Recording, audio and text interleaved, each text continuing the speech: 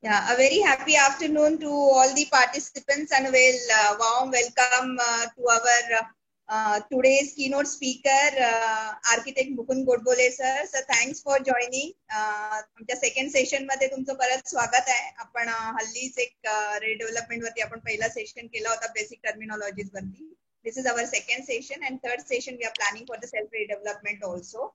Now, before you speak, let me speak about Viswa, maybe 5 minutes, and then you can take over. Friends, this program is being arranged under my banner, that is Vinda Societies Welfare Association, that is Viswa. We are conducting on alternative. We are conducting the session last week. Actually, 3 programs were conducted for the chartered accountant because I'm a regional council member also. So 3 programs we conducted for the chartered accountants on audit, taxation, and all. And today it's a topic basically on the redevelopment, but various schemes under DCPR 2034. So Architect Godbole sir is going to deal with that topic. And maybe next week we are going to plan another topics like taxation, GST on redevelopment, self-redevelopment is also pipeline, and a few more programs for the housing societies as such. Now these programs are done under my banner Vishwa, and all these programs are getting recorded, and you can watch these programs or the recordings on my YouTube channel, that is Sahakar Vishwa. Don't forget to subscribe to the channel, because once you subscribe, you will get the notification also for the next update, and you can stay tuned to the upcoming events also. And as you know, I mean, there was one person who sent me message, Mr. Shirish, saying that conveyance also needs to be considered, or you deliver a talk or you talk about conveyance part basically. So I would like to update him that we have already conducted one session on, one full-fledged session was conducted on conveyance and deemed conveyance. So that thing is being already taken care. So today we are going to discuss about the DCPR schemes only. This is the exclusive webinar for that also. The participants can visit my website, that is cashilpashingare.in, where my professional services or whatever we are dealing with. So you can just visit my website. Resource material tab is also there. You will get benefited out of that. So we have under resource tab all the GRs, notifications, articles, or the orders of the cooperative ministers, or the case laws of RERA, or the income tax are also available. So you have to just visit the resource material website, that is cashilpashingare.in. You can visit my blog also, that is Shilpa Shingare Real Cooperative Info blog. And if you have any queries, you can very well put the queries on the blog or on the website also. But YouTube channel would be very much interesting for you. I mean, almost 40 videos on cooperatives are uploaded, and I get a lot of emails, lot of queries are received on my WhatsApp. So individually, it is not possible to respond to each and every member, because I have almost 400 plus WhatsApp groups. So that becomes very difficult. And even members, they call me. I mean, the first call starts at 9:30 till it ends. I mean, it goes on till 10 o'clock in the night. So I would request the members that please be considerate, and you can call me between 2 to 4. That time I'm comparatively or ideally I'm free, so I can attend to your queries or calls. And be specific while drafting the queries. It should be a general or generic queries. Specific queries would be handled on a professional basis. That is what I would like to mention. And yes, I mean, the way Mukund Godbole sir has got his PMC, we are also into redevelopment consultancy, and we also have our launch our PMC, that is Samarth Redevelopment Project Management Consultants as such. So with this, now we'll start with the actual session, and over to you, Mukund Godbole sir. So you can just start with your session. Yeah, over to you, sir. Thank you. Thank you, madam. ये session मैं हिंदी में लूँगा क्योंकि सबको ये technical चीज़ें समझने में आसानी हो जाएगी. देसी लैंग्वेज इज आवर लैंग्वेज. आज का जो सब्जेक्ट है वो various redevelopment schemes of Mumbai DCPR 2034. Now, what is Mumbai DCPR? So, DCPR is Development Control, Regulation and Promotion.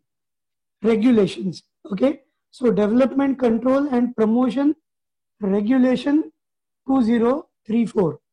The earlier development control rules were formed in the year 1991, and now after say 20 years, it is 20-30 years, it is framed. So in 2015 February, BMC came with their revised DCPR, and then it almost took 4 years to be finalized.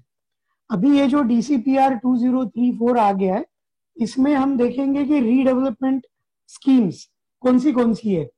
अभी आज का ये subject रखने का एक कारण ये था कि मुझे एक हमारे क्लाइंट ने पूछा कि अरे गिरगांव में तो उनको बहुत ज्यादा, एक रूम 100 फुट की रहेगी, फिर भी उनको 300-400 फुट मिलता है, तो हमको मुलुंड में वो क्यों नहीं मिलेगा या हमको बोरीवली में क्यों नहीं मिलेगा. तो उसका रीजन यही है कि through out Mumbai redevelopment schemes ये अलग अलग है. ओके, तो एक ही स्कीम में पूरे मुंबई में रीडेवलपमेंट के नियम सेम नहीं है. इस वजह से हर एक रीडेवलपमेंट स्कीम में जो बेनिफिट्स है वो अलग अलग मिलते हैं. तो आज हम देखेंगे कि रीडेवलपमेंट स्कीम क्या है. मैं 3-4 स्लाइड थोड़ी रिपीट करना चाहूंगा, कोई नए मेंबर होंगे तो. ये टेक्नोलॉजी और टर्मिनोलॉजी है कि what is FSI exactly. So FSI is the coefficient जिसको आप प्लॉट एरिया को मल्टीप्लाई करो तो आपको परमिसिबल बिल्टअप मिल जाता है. माने जहां एक FSI 1 and plot is 5000, so your permissible built up area is 5000 square feet. If FSI is 2 and your plot is 5000, then it is 10,000. 5000 multiplied by 2 is 10,000. Then we also get TDR. Now what is the TDR? So full form of TDR is Transferable Development Rights. तो आपको मालूम होगा तो कोई एक आध plot जो Mumbai corporation limit में है और जिसपे अप्रूव डीपी प्लान पे या प्रपोज डीपी प्लान पे कोई रिजर्वेशन डाला हुआ है, तो वो प्लॉट कोई अलग यूज के लिए हम वापर नहीं सकते. मींस कोई प्लॉट पे समझो स्कूल का रिजर्वेशन है तो उसके ऊपर स्कूल ही बांधी जाएगी, उसके ऊपर रेसिडेंशियल बिल्डिंग नहीं होगी. तो कोई रेसिडेंशियल बिल्डिंग बांधना भी चाहिए तो वो कर नहीं सकेगा, तो उसको स्कूल ही बांधना पड़ेगा. तो उसके बदले समझो वो कॉर्पोरेशन को वो प्लॉट हैंडओवर करता है, तो उस हिसाब से उसको जो पोटेंशियल है प्लॉट का वो उसको टीडीआर के स्वरूप में मिलता है. नाउ इट डिपेंड्स ऑन कि वो कहाँ जगह है, आप कैसे स्वरूप में उसको हैंडओवर कर रहे हो, उस हिसाब से आपको वो टीडीआर मिलेगा. अभी ये टीडीआर का भी वैल्यूएशन होता है. आपका जो प्लॉट एरिया है multiplied by the rate, ready reckoner rate of land, और वो वैल्यू समझो मैं जू में वापर रहा हूँ तो वो वैल्यू को जू के रेडी रेकनर रेट से डिवाइड करेंगे तो जो एरिया आएगा that will be TDR area which can be used in the redevelopment project or a development project in Juhu area or wherever part of Mumbai. So Mumbai में कहीं भी टीडीआर जनरेट हो गया है तो मैं कहीं भी वापर सकता हूँ. दूसरा है कि ये जो कॉम्पनसेशन है टीडीआर का, मींस टीडीआर कौन से प्लॉट के अगेंस्ट मुझे मिलता है. तो it is basically for garden. आपके प्लॉट पे समझो गार्डन का रिजर्वेशन पड़ा है, स्कूल का रिजर्वेशन पड़ा है, public housing, library, new roads, DP road है, समझो रोड वाइडनिंग है, देन हॉस्पिटल का होता है. सो बहुत सारी चीजों में हमने देखा हुआ है कि समझो किसी का प्लॉट खाली है, अनयूटिलाइज्ड है, वेकेंट प्लॉट है, तो समझ के चलना उसके ऊपर 100% रिजर्वेशन पड़ेगा.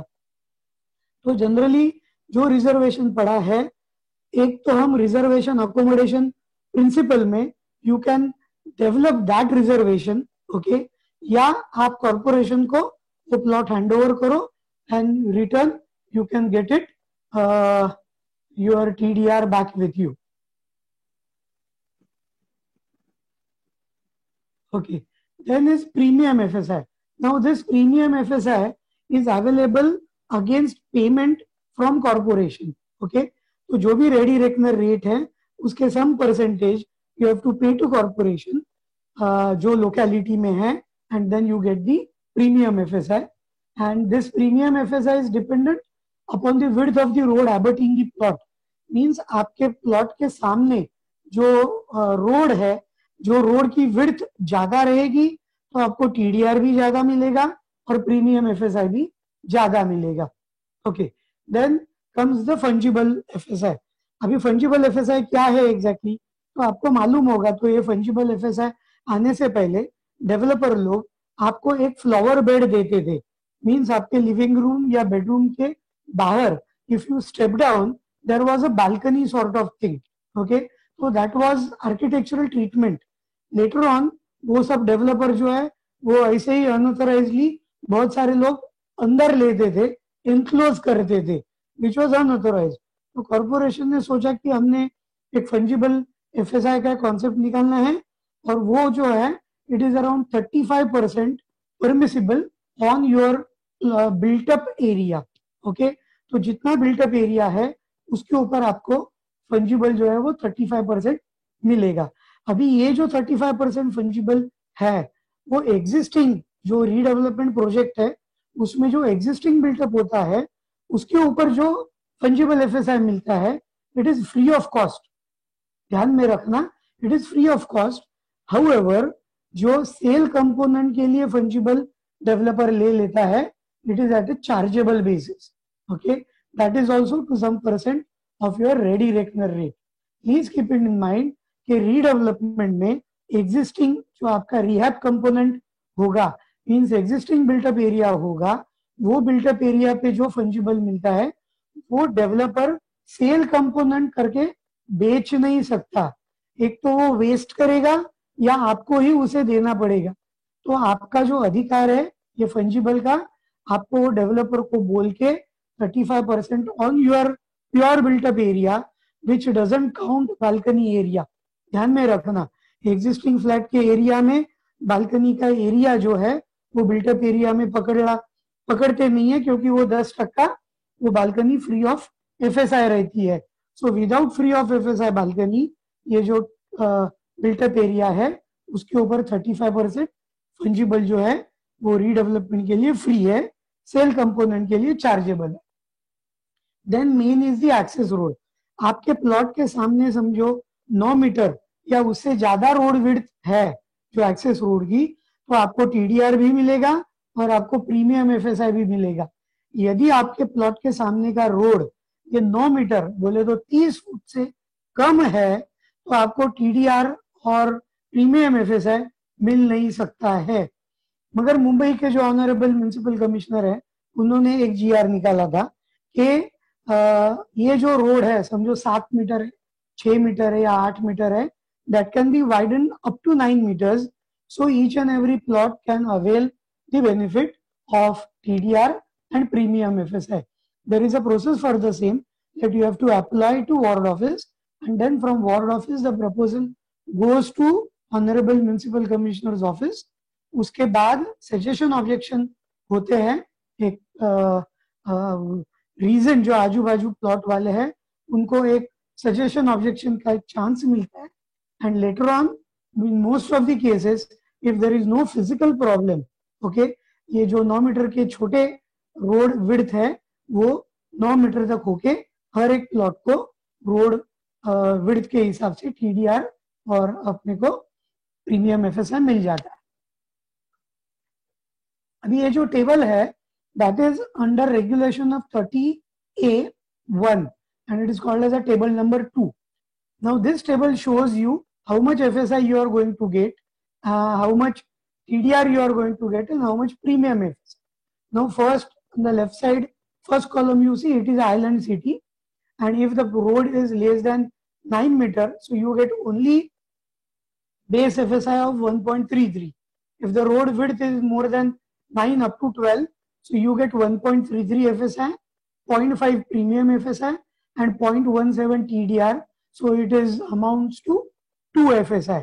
और समझो बड़ा रोड है 27 मीटर से ज्यादा, तो सबसे नीचे का जो आप रो देखेंगे जैसे 90 फीट रोड है तो टोटल एफएसआई आपको 3 तक मिल जाएगा.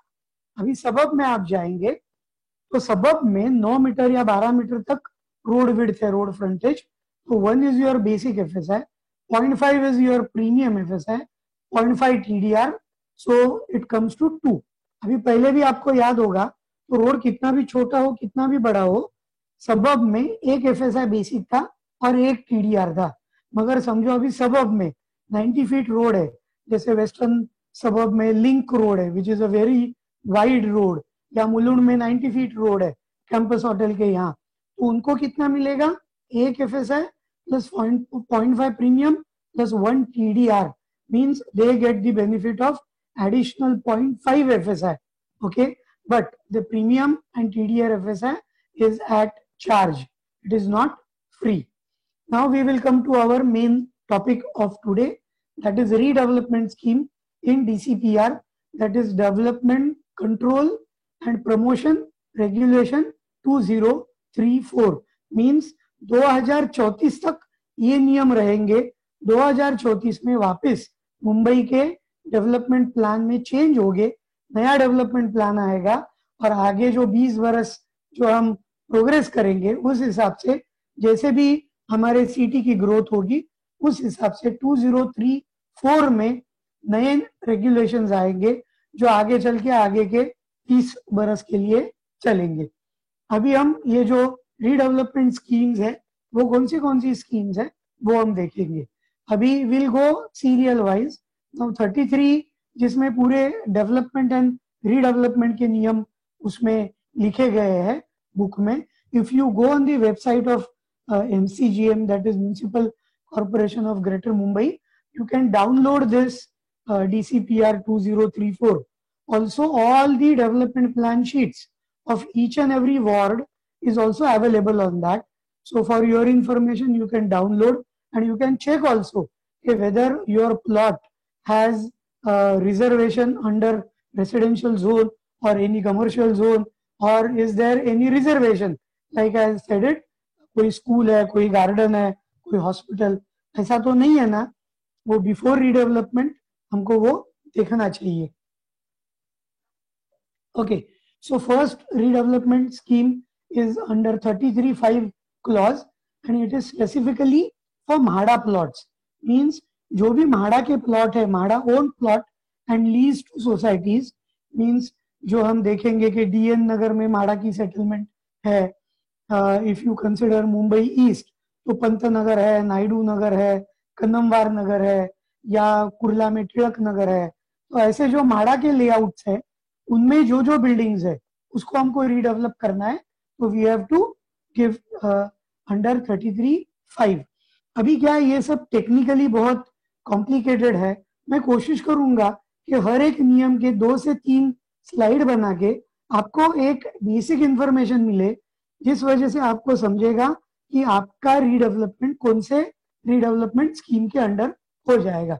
सो प्लीज इंश्योर कि all MHADA redevelopment will be under 33(5) and this too in suburb, not in Mumbai city.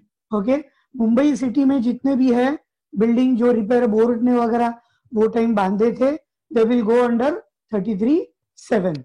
सो 33(5) में क्या है, तो म्हाड़ा ने जो economically weaker section, lower income group और मिडिल इनकम ग्रुप के लिए जो भी स्कीम्स बनाई है उनके लिए ये स्कीम है।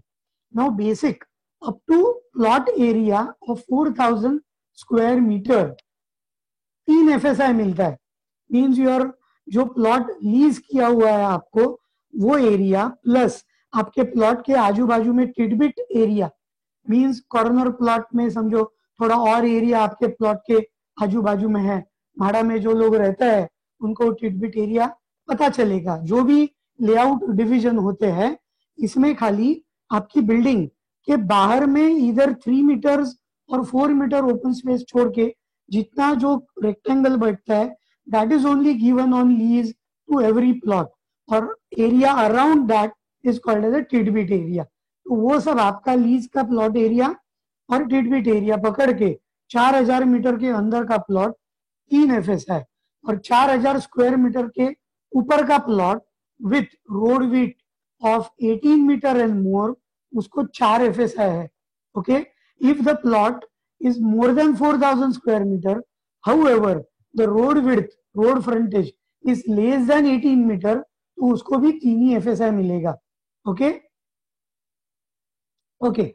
नाउ हर एक ऑक्यूपेंट को कितना मिलेगा हम देखेंगे कि जैसे लोअर इनकम ग्रुप के लिए या इकोनॉमिकली वीकर सेक्शन के लिए जो फ्लैट्स थे वो इधर 200 स्क्वायर फीट कारपेट है या 250 है या जो भी आएंगे तो उनको 35% एक बेसिक एंटाइटलमेंट गवर्नमेंट ने दे दी है, that is free of cost. Okay, तो अभी समझो किसी का 200 फुट कारपेट है और उसके ऊपर हमको 35% मिलेगी. से फॉर एग्जाम्पल उसको और एक 70 फुट मिल गया हिसाब के लिए, तो 200 प्लस 70 तो उसका एरिया हो गया 270. मगर गवर्नमेंट ने बोला है कि under 33(5) minimum entitlement will be 35 square metre, means 376 square feet approximately. ये मिनिमम कारपेट एरिया ये हर एक टेनामेंट का होना चाहिए. अभी इसके ऊपर फंजिबल ऐड हो जाएगा, that is the 35% fungible on built up area और जाएगा. ओके, तो उस हिसाब से उनको हर एक मेंबर को मिनिमम इतना एरिया मिलेगा. अभी जो मीडियम इनकम ग्रुप के है तो उनको भी 35% बेसिक एंटाइटलमेंट मिलेगी. उनका समझो 500 फुट है तो 500 फुट पे 35% उनको और एंटाइटलमेंट इसमें मिलने वाली है. ओके, अभी एडिशनल एंटाइटलमेंट है जो ईच टेनामेंट को मिलेगी, तो उनका समझो प्लॉट एरिया 4000 से 2 हेक्टर मीन 4000 स्क्वायर मीटर से 2 हेक्टर तक है, तो एडिशनल 15% सर्टिफाई एरिया हो जाएगा रिहैब कंपोनेंट में. रिहैब कंपोनेंट में बोले तो क्या, तो ये जो पूरे समझो एक माड़ा की बिल्डिंग है जिसमें 40 मेंबर है और हर एक को जो भी समझो 376 स्क्वायर फीट कारपेट एरिया मिलेगा और उसका 20% जो एडिशनल वॉल एरिया का बिल्टअप एरिया का ratio means the basic carpet area plus additional entitlement depending upon your plot area. अभी हम तो एक बड़ा प्लॉट है 4000 मीटर के ऊपर तो और 15% आपको इंसेंटिव मिलेगा over and about the basic entitlement. If your plot area is more than 2 hectares means कोई बड़े बहुत सारे एक नहीं ऐसे 10 प्लॉट या 20 प्लॉट मिला के साथ में एकजुट होके बड़े प्रोजेक्ट का रीडेवलप करेंगे तो 25% और आपको कारपेट एरिया पे एंटाइटलमेंट मिल जाएगा. तो आप 7 नंबर पॉइंट में देखेंगे तो अल्टीमेटली आपको कितना मिलेगा, तो basic carpet area plus additional entitlement if any at such plot size from table A जो ऊपर में दे दिया है. Okay, so minimum entitlement 376 plus ये जो 4000 मीटर के और जाएंगे तो 15% या 25%, ये टोटल पे 20% वॉल एरिया चढ़ाने का, then that is called as a rehab built up area. और ये रिहैब बिल्टअप पे 35% फ्री फंजिबल एरिया आपको और मिलेगा जिसको कोई भी प्रीमियम भरना नहीं है. सेल कंपोनेंट का प्रीमियम चार्जेबल रहेगा. ठीक है, so this is for 33(5) MHADA layout. अभी इसका पूरा गणित कैसा है, जैसे कि 3 FSI है. प्लॉट एरिया जो आपका बनेगा समझो आपका समझो 2000 मीटर का प्लॉट बनता है किटबिट के साथ, तो 2000 multiplied by 3 FSI, so it will be around 6000 square meter is your upper limit. ठीक है, अभी क्या होगा, अभी डेवलपर को रिहैब कंपोनेंट तो आपका हो गया, अभी डेवलपर को कितना मिलेगा. So there is one ratio जिसको बोलते हैं basic ratio LR divided by RC. LR is what your land rate as per ready reckoner और RC is rate of construction as per ready reckoner. Means क्या होगा, समझो अभी हिसाब के लिए हम जाएंगे समझो सेंट्रल सबर्ब घाटकोपर या विक्रोली. अभी विक्रोली में लैंड रेट समझो एक 5000 मीटर के आसपास अपना स्क्वायर फुट है और कंस्ट्रक्शन एरिया समझो 2500 रुपया square feet as per ready reckoner है, तो इसका रेशो कितना हो गया, 2 हो गया. 5000 divided by 2500. So right hand side table B में हम देखेंगे if this ratio works out to be 2 then the incentive to developer over and above rehab component will be 70%. Okay, so 10,000 foot समझो rehab component है, तो 7,000 square foot developer को incentive free of cost मिलेगा. You understand? So A is rehab component, ये जो है उसके ऊपर 70% हमको मिलेगा इंसेंटिव. एंड देन क्या होगा कि ये जो रिहैब कंपोनेंट प्लस इंसेंटिव, ये टोटल परमिसिबल से आप डिवाइड करोगे तो जो एरिया बचेगा that will be shared by developer और सोसाइटी एंड म्हाडा. तो उसका टेबल नीचे दे दिया है.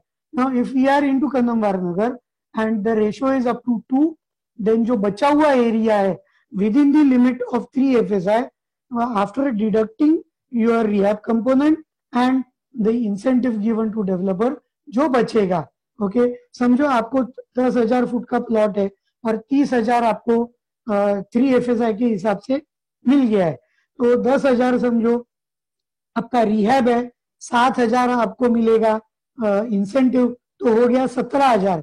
तो बचा हुआ 13,000 का 45% वापस सोसाइटी या डेवलपर को मिलेगा, और जो बाकी 55,000 of 13,000 will go to MHADA. Okay, अभी ये शेयरिंग प्रिंसिपल है, मगर हमने देखा ये शेयरिंग प्रिंसिपल एक 3-4 बरस पहले से आ गया, मगर ये शेयरिंग प्रिंसिपल फीजिबल नहीं होता है. इसीलिए जो पहले प्रीमियम कॉन्सेप्ट था, वो प्रीमियम कॉन्सेप्ट वापस आ गया है कि जैसे प्रीमियम कॉन्सेप्ट में हम पैसा भर के ये शेयरिंग प्रिंसिपल नहीं लेके पूरा 3 FSI हम हमारे खुद के लिए वापर सकते हैं. Okay, now point number 10, if you see, if your plot is more than 4,000 square meter, okay, in MHADA we have to pay, for 10, if your plot is up to 4,000 square meter, then the sharing is not required and you pay payment premium to MHADA and get the entire 13,000, that balance FSI as development right to your project. Okay, तो पूरा 30,000 square foot ये आपको rehab component plus incentive plus additional area developer को मिलेगा जब भी आप premium भरोगे. Okay, and point 11, in case of plot having area 4,000 square metre or more and road width 18 meter के ऊपर है, तो जो एक FSI है, okay, out of 4 means basic 3 FSI developer को मिलेगा, और एक FSI जो है that will be in sharing principle. वो एक FSI में 2/3 एरिया म्हाडा को बांध के देना है एंड 1/3 एरिया ये डेवलपर को मिलेगा बेचने को. Okay, over and above 3 FSI, तो 3 FSI मिलेगा and then 33% of 1 FSI will be given to developer, and जो बचा हुआ एक FSI का जो भी 2/3 है, that component you have to construct free of cost and give to MHADA as social housing stock. अभी इसमें म्हाडा क्या करेगा, जिसमें समझो म्हाडा को एक 50 फ्लैट बांध के डेवलपर ने दे दिए, कौन से प्रोजेक्ट में मिलेंगे, जो प्रोजेक्ट का प्लॉट एरिया 4,000 मीटर से ज्यादा होगा और उसका रोड विड्थ 18 मीटर से ज्यादा है, तो वो समझो 50 फ्लैट म्हाडा को मिलेंगे. तो म्हाडा वो जो प्लॉट है वो रोड वाइडनिंग में जो लोगों का घर वो टेक ओवर होता है, या रोड वाइडनिंग में जिनका घर टूटता है, या अभी मेट्रो चालू है तो मेट्रो में किसी के दुकान किसी के घर इसमें गए हुए हैं, उनको ये फ्लैट जो है वो सेम वार्ड में देने की कोशिश म्हाडा करेगा. इसको बोलते हैं PAP, means project affected people. Summarize करेंगे 33.5, तो plot area multiplied by 3, that is your outer limit of FSI, that is A, minus what, B, that is your rehab area जो आपके एग्जिस्टिंग सब लोगों को मिलने वाला है, प्लस जो मैंने रेशो बताया उस हिसाब से जो इंसेंटिव मिलेगा. अभी समझो कन्नमवार नगर में है तो उसका रेशो 2 है. नाउ इट गोज टू से अंधेरी तो वो जाएगा 4 से 6 के बीच में, तो उनको 50% इंसेंटिव मिलेगा over and above your rehab component. तो ये जो आउटर लिमिट है आपका FSI का, plot area multiplied by 3, minus आपका रिहैब कंपोनेंट और इंसेंटिव कंपोनेंट, बचा हुआ सी will be shared between MHADA and developer और सोसाइटी, और जो 4000 मीटर के छोटे प्लॉट है वो प्रीमियम भर के वो पूरा एफएसआई अपने लिए वापर सकते हैं. Now the important scheme 33(7). Now this scheme is particularly by and large जो ओल्ड चौल है मुंबई सिटी में. मुंबई सिटी बोले तो कौन सी, जहां रिक्शा जाती नहीं है.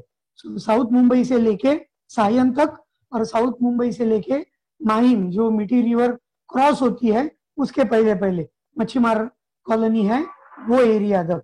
तो दैट इज मुंबई सिटी.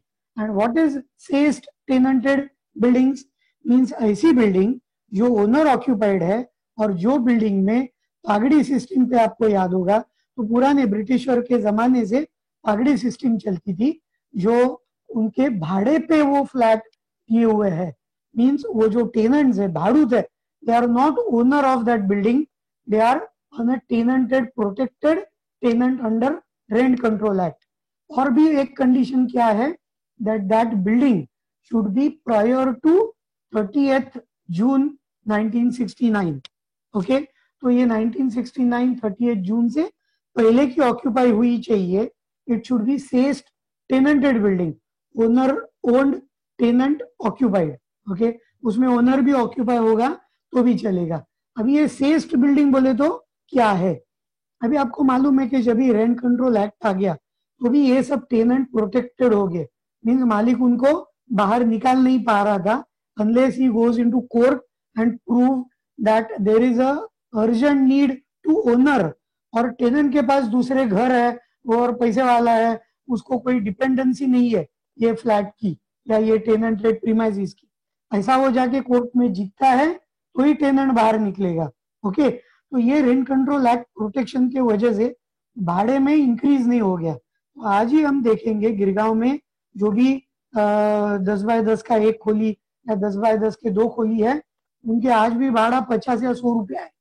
तो जिसमें क्या हो गया, इमारत जब भी पुरानी हो गई तो वो रिपेयर करने को ना ओनर के पास पैसा है ना भाड़ूत के पास पैसा है. तभी म्हाडा ने वो बिल्डिंग, म्हाडा की जो रिपेयर बोर्ड करके एक सब्सिडी है, उन्होंने वो बिल्डिंग रिपेयर की थी. और वो रिपेयरिंग का जो खर्चा था वो उनके रेंट में वो पर मंथ ऐड किया था. उसको जैसा हमको प्रॉपर्टी टैक्स भरना पड़ता है वैसे म्हाडा का रिपेयर सेस भरना पड़ता है. तो आपके टैक्स में जैसा भाड़ा समझो आपका 100 रुपया है तो और 300 रुपया रिपेयर सेस आएगा, तो वो लोगों को 400 रुपया भरना पड़ेगा per month against the repairing of their building जो चौल थी जो म्हाडा ने रिपेयर की थी. तो बहुत सारे ऐसे बिल्डिंग्स है और ये बिल्डिंग टेनेंटेड सेस्ड बिल्डिंग जो रीडेवलप होती है they will be under 33(7) rule. अभी इसका गणित क्या है एफएसआई का, तो जो प्लॉट एरिया है multiplied by 3 FSI that is your outer limit. Okay, और rehab component that is rehab certified built up area plus incentive. So minimum incentive is 50%, which ever is more. Means आपका 2000 foot का plot है तो आप 3 FSI लेंगे तो वो 6000 foot हो गया.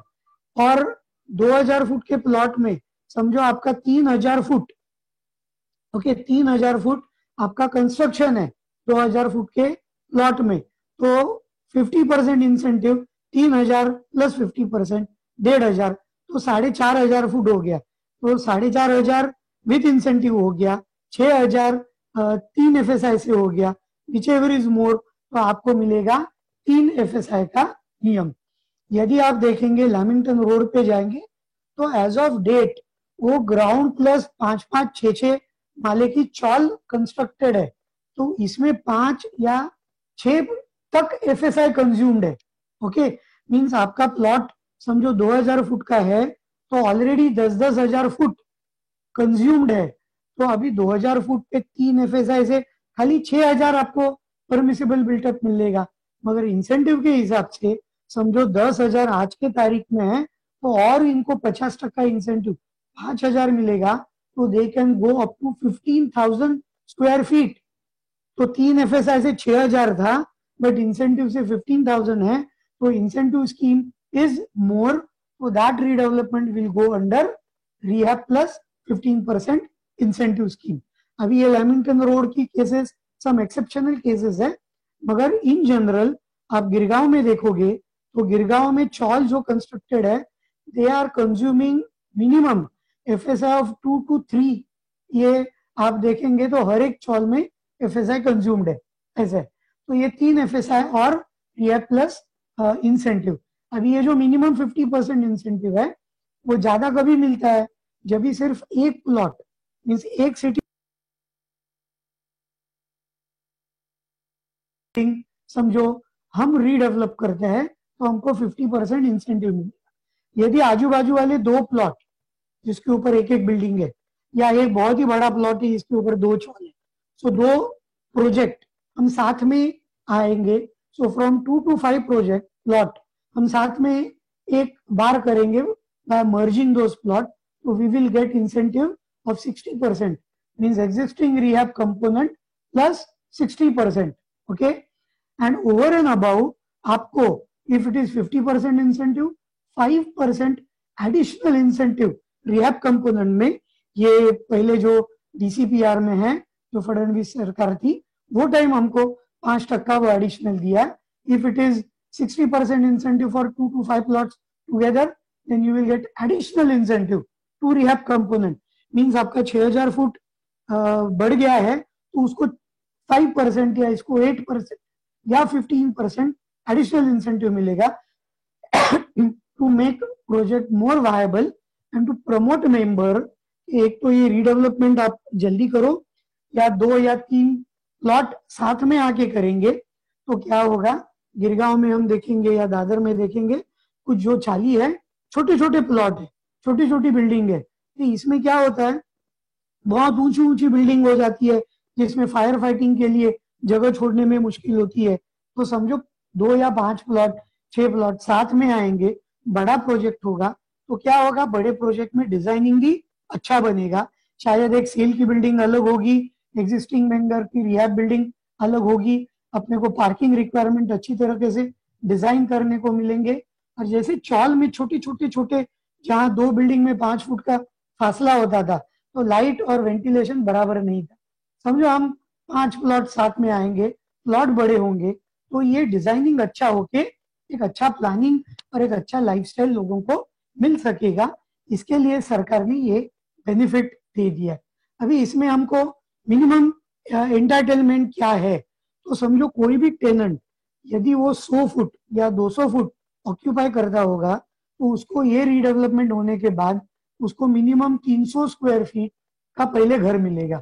ओके, सो वो घर मिनिमम 300 फुट होगा या मैक्सिमम 1292 स्क्वायर फीट, इतना बड़ा होगा। क्योंकि बहुत सारे ऐसे ओल्ड सिटीज मुंबई में चौल में है कि ओनर पोजेसिंग 2 फ्लैट्स 3 फ्लैट्स और बहुत बड़े बड़े उनके घर है। तो एक टेनामेंट मिनिमम 300 स्क्वायर फीट और मैक्सिमम 1292 स्क्वायर फीट होगा, प्लस उसको फंजिबल भी मिलेगा। समझ लेना ये जो 300 फुट है ये कारपेट है, अभी इसका जो बिल्टअप होगा 20% ऐड करके तो उसके ऊपर 35% फंजिबल मिलेगा।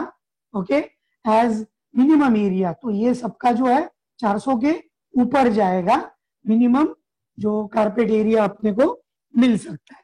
ओके, दूसरा जो है ये जो मैंने अभी 5 नंबर पॉइंट में आप देखेंगे तो आपका जो कॉमन है एरिया है। अभी 33(7) में और भी बेनिफिट्स जो रिहैब एरिया सर्टिफाई होता है वो क्या मिलता है। अभी आप लोगों ने देखा होगा तो गिरगांव में या दादर में जो मुंबई सिटी में चॉल्स है so they are standard type of chawl. ये एंट्रेंस में एक स्टेयरकेस होती है एंड देन एवरी फ्लोर एक 4 या 5 फुट कुछ कुछ जगह 6 फुट के चौड़े लंबे लंबे पैसेज होते हैं और हर एक को 1 रूम किचन, एक लिविंग रूम और पीछे में किचन, और किचन में एक न्हाणी रहती थी बाथरूम जैसी, और 1 2 3 4 5 6 7 8 9 10 रूम इधर एक साइड पे रहेगी या डबल लोडेड पैसेज को, जैसे बीआईटी चॉल है बीडीडी चॉल है तो बीच में पैसेज है, दोनों साइड में रूम है। ओके, तो बीडीडी चॉल में देखेंगे तो 8 8 फुट के पैसेज है और एक साइड कोने में उनके कॉमन टॉयलेट ब्लॉक है जिसमें डब्ल्यूसी होते हैं और वहां एक क्लीनिंग एंड वॉशिंग एरिया होता है। तो ये हर एक इंडिविजुअल रूम को जैसा 300 फुट मिलेगा, वैसा ये जो कॉमन एरिया है, स्टेयरकेस है, देन देयर पैसेजेस एरिया है, और जो कॉमन टॉयलेट ब्लॉक एरिया है, वो मिला के ऑन प्रोरेटा बेसिस प्रोपोर्शनेट हर एक मेंबर को वो एरिया भी कॉमन एरिया सर्टिफाई होगा as a rehab component. Okay, दूसरी चीज, चॉल में तो बालकनी रहती नहीं थी, इंडिविजुअल बालकनी जो भी रहती थी वो कॉमन पैसेज रहता था। अगर आप देखेंगे दादर में हिंदू कॉलोनी या पारसी कॉलोनी है, या माटुंगा में माटुंगा जो एरिया है, अभी उसमें आप देखेंगे तो हर एक लिविंग रूम में, हर एक बेडरूम में बालकनी रहती थी। तो वो बालकनी एरिया भी उनके कारपेट एरिया में गिना जाएगा। तो उनका अल्टीमेटली रिहैब एरिया क्या होगा? एग्जिस्टिंग कारपेट जो मिनिमम 300 मिलेगा, plus common area of that passage, staircase, common toilet block, और आपकी बालकनी की भी होगी वो बालकनी, और उसके टोटल पे 20% बिल्टअप एरिया के लिए ऐड होगा for all walls and everything. क्योंकि आपको मालूम है पुराने पुराने बिल्डिंग में वॉल्स भी बड़ी चौड़ी होती थी क्योंकि वो लोड बेरिंग बिल्डिंग्स थी। ओके, तो ये 20% ये बिल्टअप एरिया पे है, और ये टोटल होने के बाद उसके ऊपर 35% फंजिबल एरिया आपको फ्री मिलेगा। अभी ये जो म्हाडा सर्टिफाइड एरिया है, ये म्हाडा सर्टिफाइड एरिया पे आपको इधर इंसेंटिव स्कीम में जाना है 50 या 60 या 70%, या प्लॉट या 3FS। ओके, अभी ये रीडेवलपमेंट होने के लिए ये जितने भी टेनेंट है इसमें 51% कंसेंट होना मिनिमम जरूरी है। अभी 51% लोगों ने कंसेंट दे दिए, मगर कुछ लोग कंसेंट नहीं देंगे, तो म्हाडा अंडर म्हाडा एक्ट वो लोगों को ऑफिशियली लीगली कंपल्सरीली शिफ्ट करेंगे। इसका मतलब है मिनिमम 51% टेनेंट ने कंसेंट दे दिया तो आपका रीडेवलपमेंट सक्सेसफुल हो जाएगा। अभी पॉइंट नंबर 7 में लिखा है कि आपने देखा होगा कि बहुत सारी बिल्डिंग है जिसमें पुराने सेस्ट स्ट्रक्चर भी है, मगर बचे हुए जगह पे बाद में मालिक ने एक छोटी और एक बिल्डिंग बांधी है जो सेस्ट बिल्डिंग नहीं है। ओके, तो क्या होगा? So in case of mixed structure means what, cessed and non cessed structure existing prior to 1969 means 69 के पहले जो नॉन सेस्ट स्ट्रक्चर है जो बाद में बांधा है, और जो जिसको रिपेयरिंग के लिए वो ओनर ने म्हाडा से कोई मदद नहीं ली है, वो स्ट्रक्चर जिसको नॉन सेस्ट स्ट्रक्चर बोला जाता है, वो और से स्ट्रक्चर ये बड़े प्लॉट पे वो दोनों हैं। तो अप टू 25% समझो सेस्ट स्ट्रक्चर और नॉन सेस्ट स्ट्रक्चर दोनों प्लॉट पे रहेंगे, और नॉन सेस्ट स्ट्रक्चर पे समझो 25% प्रोपोर्शन है, तो वो 3 FSI और एग्जिस्टिंग प्लस 50% स्कीम में ही जाएंगे। क्योंकि समझ लेना जो नॉन सेस्ट स्ट्रक्चर है उनको 33(7) स्कीम लागू नहीं होती, मगर कुछ कुछ जगह आप देखेंगे कि 3 माला पहली चौल है, मगर उसके ऊपर बाद में उन्होंने कुछ 2 माले चढ़ाए हैं, तो it becomes a composite structure, और ऊपर के जो है उसको सेस्ट नहीं है, या उसके बाजू में चिपक के एक बिल्डिंग बांधी है और वो सेस्ट नहीं है। And if that built up area is up to 25%, तो वो टोटल 33(7) स्कीम में रीडेवलप होगी।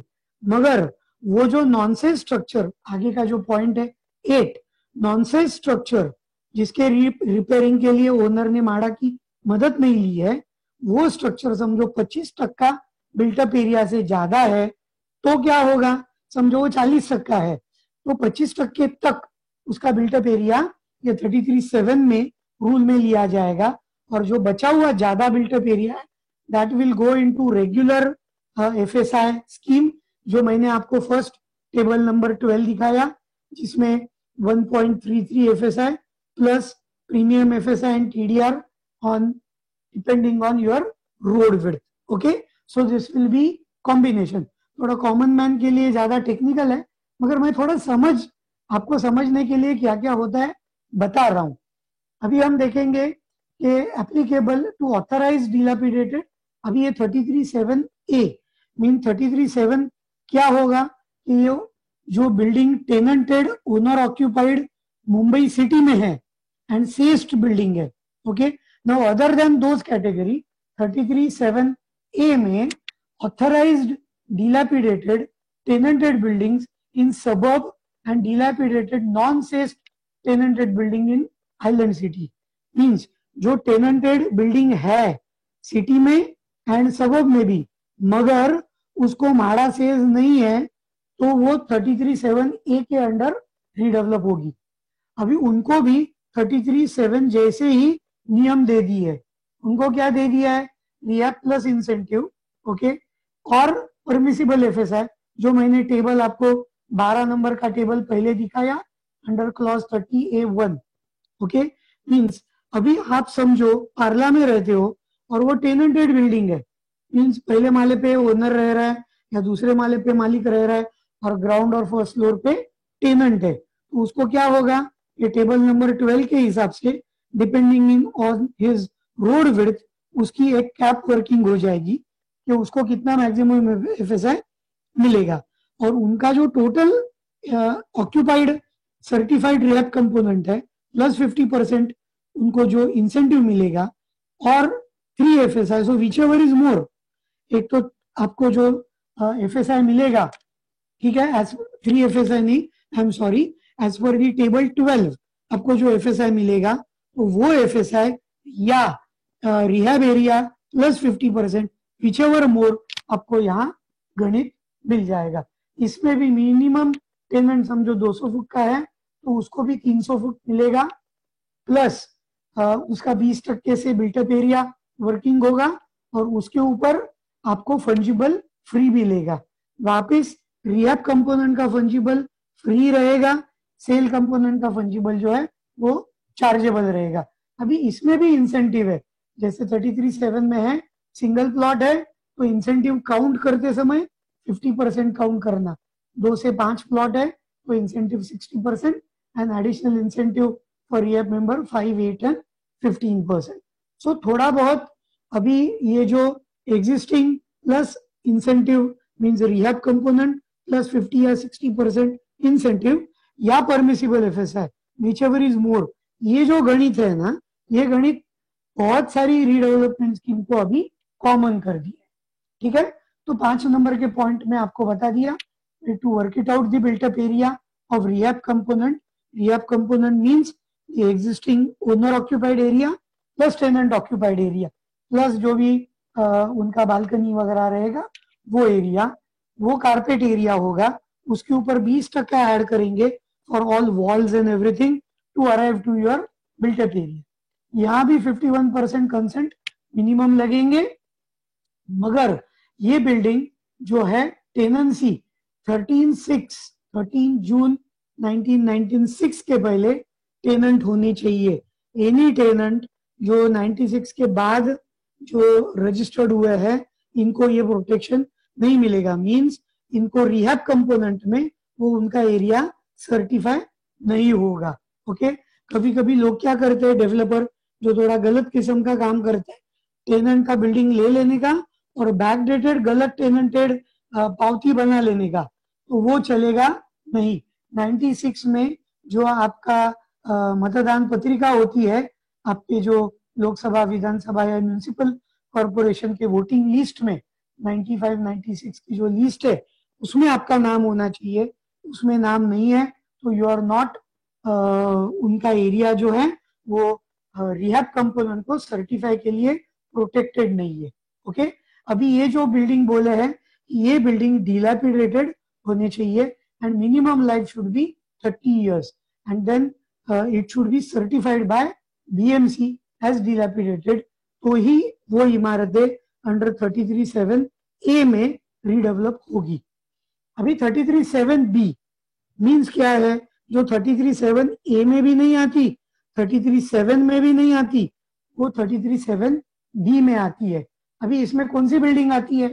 Housing societies in suburb and even in island city. जैसे कि मैं दादर में रहता हूँ, अभी दादर आइलैंड सिटी में आता है और मेरी बिल्डिंग 1970 की है, मीन 69 की बात की है, और हमारी जो बिल्डिंग है वो कोऑपरेटिव सोसाइटी है, तो हम सब मिलके हमारी बिल्डिंग रूटीन मेंटेन करते थे, तो हमारी रिपेयरिंग के लिए हमको म्हाड़ा के पास जाने की जरूरत नहीं पड़ी, तो हमारी बिल्डिंग नॉन सेस्ट है, ओके। हमको रिपेयर सेस माड़ा का नहीं लगता है, तो हम 33(7) में भी नहीं आ सकते, और 69 के पहली बिल्डिंग नहीं है, इसीलिए 33(7) में नहीं आ सकते।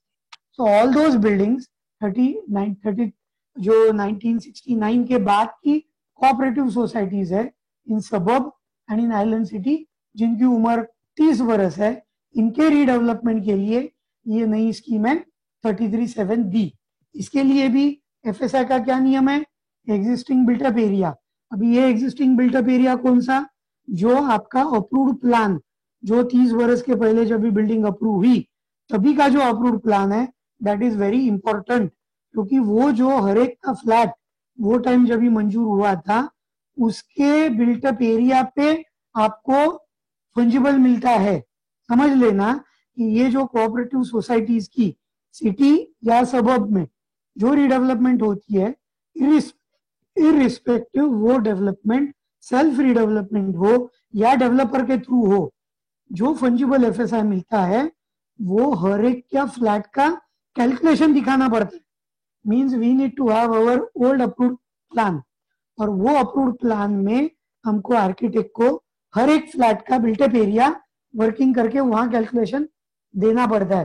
तो इसमें ये बहुत ही इंपॉर्टेंट है कि existing built up area plus incentive, okay, या जो टेबल नंबर 12 में दिखाया है permissible built up area as per road width, and then that cap will be 2 to 2.5। जैसे मैंने बताया कि प्लॉट आपका जो 9 मीटर या 12 मीटर के रास्ते के सामने फ्रंटेज है, तो आपको basic FSI plus premium FSI plus TDR मिला के 2 मिलता है। और समझो आपका प्लॉट 27 मीटर से ज्यादा मीन 90 फीट रोड आपका है, तो आपको वो 2.5 तक आपको एफएसआई मिलता है। So this is that upper cap, okay, या एग्जिस्टिंग बिल्टअप प्लस आपका इंसेंटिव। जैसे कि जब मैंने बोला कि लैमिंगटन रोड में बहुत सारी चौल है जो बहुत ही ज्यादा एफएसआई कंज्यूम कर चुकी है, क्योंकि पहले सबब में एक ही एफएसआई था, तो ऑलमोस्ट वो चौल थी या 1 या 1.2 1.3 तक उनका बिल्टअप एरिया कंज्यूम हो चुका है, वो 2 या 2.5 एफएसआई कंज्यूम नहीं हो चुका है। माने कि वो जो टेबल नंबर 12 के हिसाब से एफएसआई है, जनरली मोटा मोटी ऑल प्लॉट को जो 12 नंबर का टेबल है उसमें जो परमिसिबल बिल्टअप है 2 to 2.5 रेंज, उसमें ही वो लोग बैठते हैं। Okay, so this is the upper cap. अभी इसमें और एक इंसेंटिव ये बीएमसी ने इसमें दिया है सरकार ने, क्या है वो इंसेंटिव, ये 33(7)(b को स्पेसिफिक इंसेंटिव है, that is 15% incentive on existing authorised built up area. Means आपका समझो 5000 फुट अप्रूव्ड बिल्टअप एरिया है, कोई भी एक समझो ग्राउंड प्लस 3 माले की बिल्डिंग है और 500 फुट के बिल्टअप एरिया के समझो 10 फ्लैट है, ओके, तो 5000 फुट पे आपको ये इंसेंटिव मिलेगा 15%। तो कितना हो गया, 750 स्क्वायर फीट। तो परमिसिबल बिल्टअप एरिया में विद इन दी लिमिट, हाँ विद इन दी लिमिट, ये लिमिट के ऊपर जैसा 2 या 2.5 एफएसआई की रेंज है उसके ऊपर ये 15% इंसेंटिव नहीं है, it is with in the limit, इधर 15% इंसेंटिव ऑन बिल्टअप एरिया या 10 स्क्वायर मीटर पर एग्जिस्टिंग रेसिडेंशियल टेनामेंट। तो जैसे मैंने बोला समझो 10 फ्लैट है, तो हर एक फ्लैट को 10 स्क्वायर मीटर मिल गया, okay, 10 square metre multiplied by 10 बोले तो 1000 square metre, okay, sorry 100 square metre means approximately 1075 square foot. और पहले 15% इंसेंटिव से कितना मिलता था, 750। So which ever is more you will get the benefit. तो ये गणित जो मैंने आपको बताया, 5000 फुट का बिल्टअप एरिया है तो उसके ऊपर 15% इंसेंटिव काउंट करेंगे तो 750 फुट, और समझो 10 फ्लैट है तो 10 मल्टीप्लाइड बाय 10 स्क्वायर मीटर तो जाएगा तकरीबन 1075 फुट, ओके, तो 1075 ज्यादा है तो we will get that incentive. If 8 member है तो भी आपको 800 फुट मिलेगा। तो मोस्टली बाय एंड लार्ज हम देखेंगे तो ये 10 स्क्वायर मीटर पर टेनामेंट का बेनिफिट ऑल द टाइम ज्यादा मिलता है, वो गणित हमको बेनिफिट का कंसिडर करना है जो ज्यादा है।